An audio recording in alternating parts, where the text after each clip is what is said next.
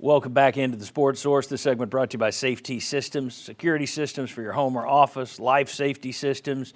They even do entertainment systems for your home, and they do them up right. Let me tell you, if you've ever wanted a home theater system, they do it. Matter of fact, the best way to figure out what Safety Systems does, other than me saying everything, is to visit safetysystems.com. You'll see for yourself they are a mighty impressive company, and you need to get in touch with VFL J.J. Surlis this week to chat about what they can do in your home, what they can do for your business. Safety Systems. Okay, I'm back with the two VFLs we have with us today, Sterling Hinton and Will Overstreet. Right there in front of you see the guys who took part in Senior Day activities yesterday. That does not include junior Jalen Hyatt, who I would bet would not be back next year with the money he's got in front of him, and also seeing what happened to Cedric Tillman this year. I'm guessing Jalen Hyatt didn't go through the activities, but he probably won't be back either. Looking at that list, though, and let's throw Hyatt in this for the purpose of this conversation. Sterling, talk to me about how this senior class is going to be remembered. They're going to be remembered as people who stuck it through and took it to the next level. These guys, what they've been through is just, including COVID, let alone coaches. That's a good point. You have to go through that year, too. Exactly. And so that's a lot different than what they signed up for initially when they put their signature on letter of intent.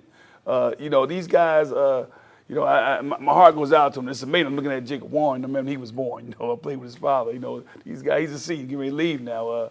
It's amazing. You're an old man. I'm ancient, man. I'm not old. Don't call me. I'm ancient. Take away my years. But these guys here, man, they need to be a team that needs to be fondly remembered in Tennessee football history.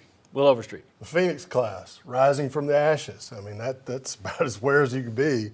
This program was as low as it could be at this point, and these guys came together and, believed in something and worked together, and they got a lot better. And not only that, but just the number of people that came in from the outside that hadn't been here for 4 years, that somehow they integrated, bound together, and worked together. And that's, everybody always tries to wonder, if you can bottle up what it takes to be a great team, it's not just talent, it's guys coming together. Yes. And that's what this group's done in a very short time with a lot of different people and pieces. You're a smart businessman, but let me go ahead and tell you to go ahead and copyright that whole Phoenix class thing.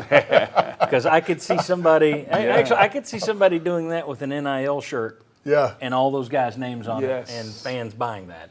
You heard it here first from the and give him a little From touch. the O Street. Yeah, 5%. When it rains, That's all I need. Some of the NIL needs to go to Will Overstreet. That's right. That's right. One of the things that's interesting about this club, not only do they stick it out, but COVID was miserable, but to see 37 guys or 40 or 70 or whatever it wound up being, to see all those teammates go out the door, there had to be an urge on those. I mean, when everybody's fleeing the sinking ship, your first thought is, I'm going to get in line with all these other rats and run. Yeah.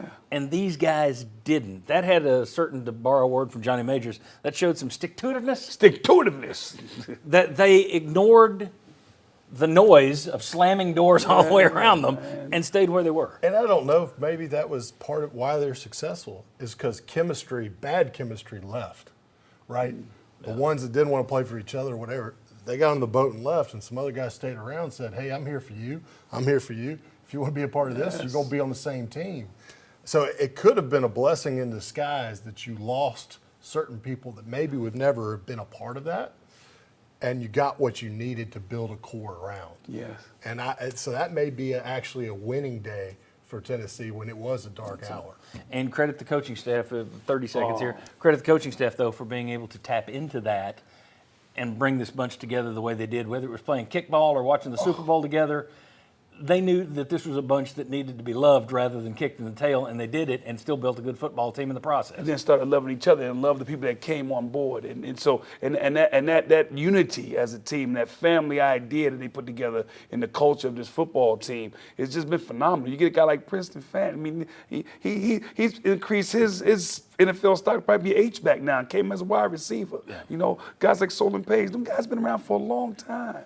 And the individual stories behind those seniors that are leaving. Look at the individual stories. I mean, that's worth a movie in itself if you break that down. Well, you can call that the Phoenix class too, and that's just more money for overstay. Hey!